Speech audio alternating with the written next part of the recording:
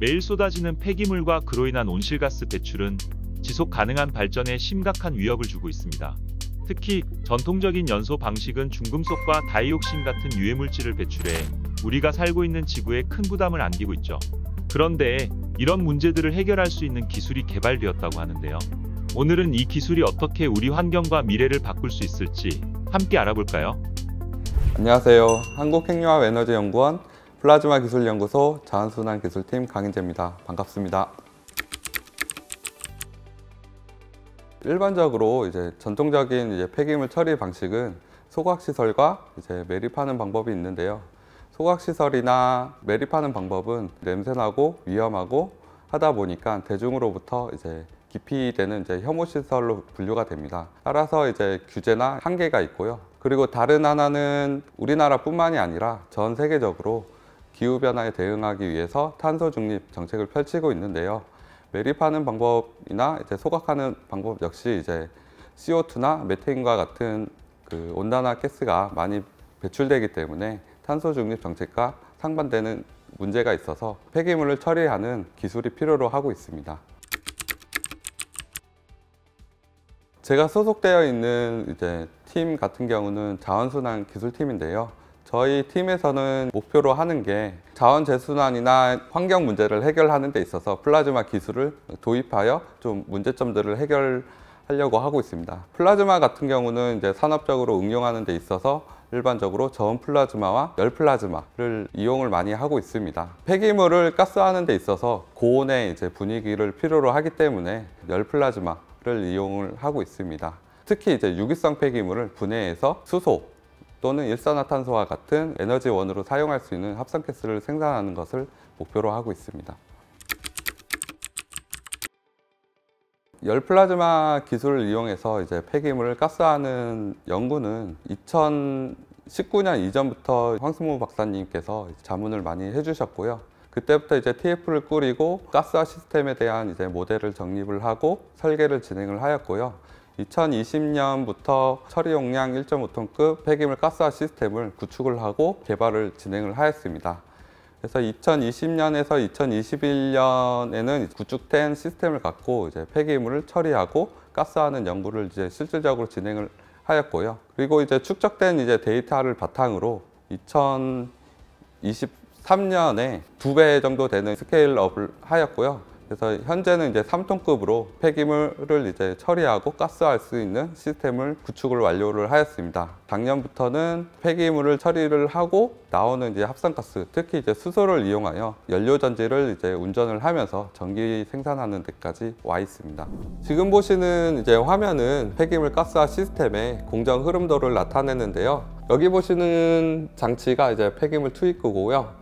그리고 다음에 가스화로가 있습니다. 투입된 폐기물이 가스화로를 거쳐서 높은 온도의 합성가스를 상온 상태로 낮춰주는 역할을 하는 게 열교환기인데요.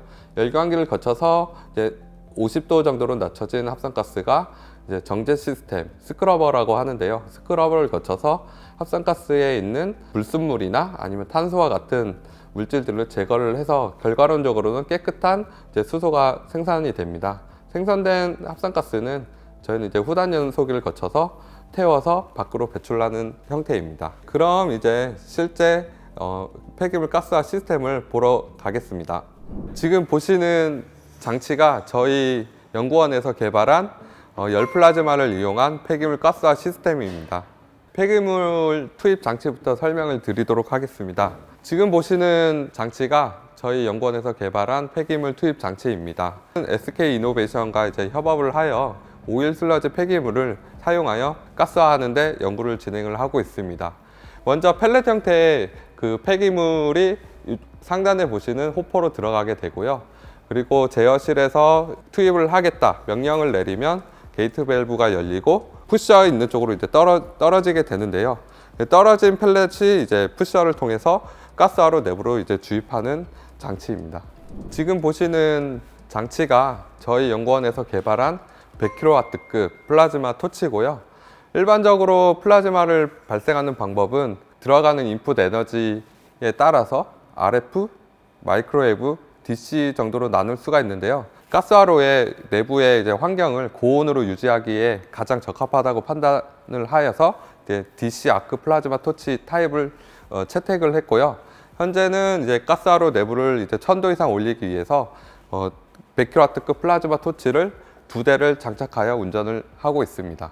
지금 보이시는 것이 이제 가스화로인데요. 설계를 하고 구축을 하는 데 있어서 플랜트나 아니면 롤을 설계하는데 좀 부족한 점이 있었는데요. 그 부분은 이제 현대파워 시스템에 있는 관련 이제 전문가, 전공자분들과 함께 협업을 하면서 모델을 정립을 하고 이제 구축을 하게 되었습니다. 네, 지금 보시는 장치가 이제 열 교환기고요. 고형 폐기물이 가스화가 되고 이제 그게 분해가 되면서 나오는 합성가스의 온도가 가스화로 내부의 온도가 이제 1000도 이상 높기 때문에 배출되는 가스의 온도도 매우 높습니다. 그래서 그 배출되는 가스의 온도를 낮춰주는 역할을 하는 게 이 장치인 이제 열 교환기입니다. 열 교환기를 통해서 1000도 이상의 합성가스를 식혀서 대략 이제 상온 50도에서 25도 정도로 낮춰주는 역할을 하는 장치입니다.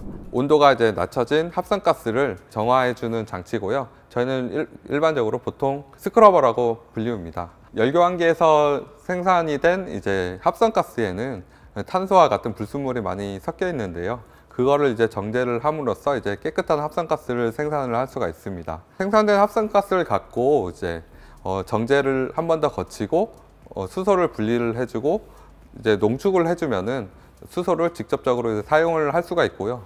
저희 연구원에서는 이제 연료전지까지 구축을 완료한 상태이기 때문에 나오는 깨끗한 합성가스를 이용하여 다시 이제 연료전지에 주입을 함으로써 수소를 갖고 전기 생산까지 할 수가 있습니다. 작년부터 이제 연료전지를 가동을 했고요. 생산되는 합성가스를 이용하여 수소를 분리를 하고 이제 연료전지로 주입을 함으로써 작년에 1kW까지 이제 운전을 성공적으로 수행을 하였습니다. 일반적으로 투입되는 폐기물이 유기성 폐기물을 많이 사용을 하고 있습니다. 유기성 폐기물을 투입을 하면은 분해가 되고 수소가 생산이 되는데요. 이 수소를 갖고 이제 전기를 생산하는 것으로 이제 목표를 잡고 있습니다. 지금 보시는 화면이 폐기물을 연료를 이용하여 생산된 전기로 작동되고 있는 전광판입니다.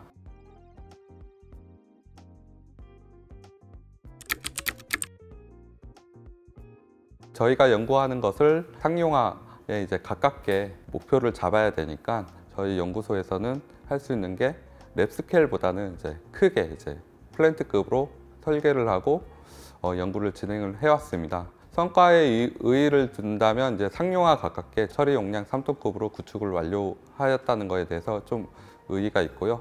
그리고 다른 하나는 이제 폐기물을 처리를 하는 데 있어서 CO2를 많이 저감을 하고 있습니다. 그래서 전통적인 소각시설보다는 온난화가스를 저감을 하면서 폐기물 처리를 하고 있고요. 마지막으로 저희는 이제 합성가스 중 수소를 생산하는 것뿐만이 아니라 수소를 이용하여 연료전지를 구축을 하고 전기 생산을 하는 데까지 거의 국내에서는 유일하다고 생각을 합니다. 궁극적으로는 이제 상용화를 하기 위해서 난제에 대해서 얘기를 드리면은 경제성을 반드시 꼽아야 되고요. 두 번째 문제로는 수소가 이제 청정에너지원으로 각광을 받고 있는데요. 수소를 생산하는 방법도 다양하게 있습니다. 아시는 분은 아시겠지만 수소를 분류하는 데 있어서 그레이 수소, 블루 수소, 그린 수소 이렇게 나누고 있는데요. 폐기물 처리하고 나오는 수소를 생산하는 데 있어서도 들어가는 에너지를 화석연료가 아닌 대체 에너지, 태양광이나 이제 풍력 발전기에서 나오는 에너지를 이용하여 이제 폐기물 처리를 하는 것을 이제 목표로 하고 있습니다. 그 방식 또한 이제 전 세계적으로 이제 해본 곳이 별로 없기 때문에 난제이고요. 이것을 반드시 이제 성공을 시켜야 앞으로 이제 상용화를 하는 데 있어서 한 걸음 더 다가갈 수 있을 것 같습니다.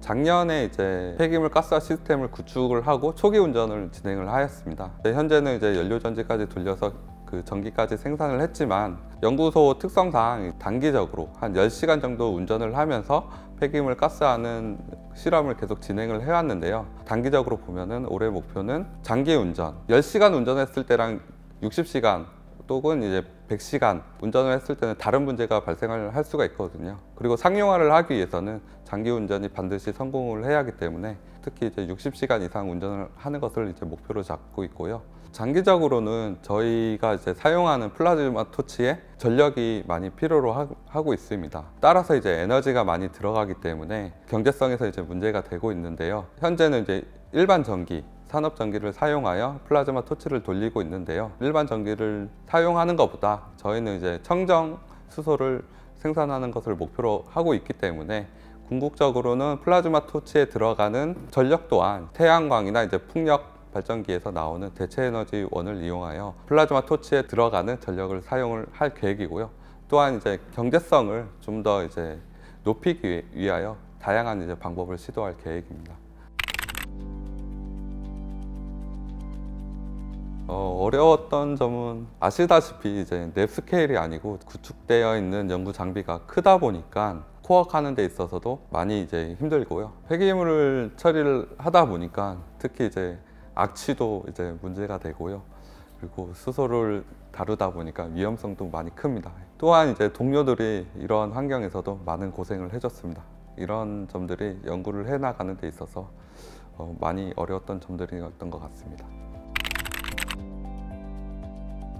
성실함, 아이디어 이런 거를 이제 내기가 힘들거든요. 지금 진행을 하고 있는 연구가 어떻게 보면 기초적인 연구보다는 상용화에 가까운 이제 연구이다 보니까 성실함이 많이 필요했던 것 같습니다. 같이 이제 꾸준하게 연구를 진행을 해온 동료 연구분들, 김지훈 박사님, 유승열 연구원, 조창현 연구원, 그리고 특히 이제 그 연료전지를 구축하는 데 있어서 많은 도움을 주신 이제 최대한 연구원, 너무너무 감사하게 생각하고 있습니다.